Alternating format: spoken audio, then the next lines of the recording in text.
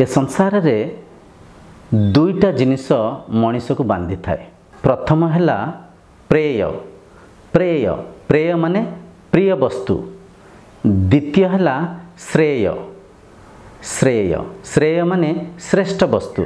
प्रेय वस्तु है से वस्तु जे कि इंद्रिय को सुख दे।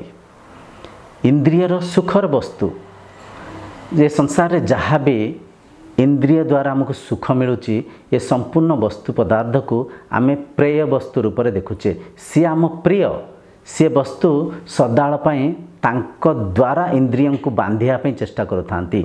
उदाहरण स्वरूप बुझापी चेष्टा कले जीभ को सदाल स्वादर आवश्यक अच्छी। विभिन्न स्वाद को जीभ खोजु थाए।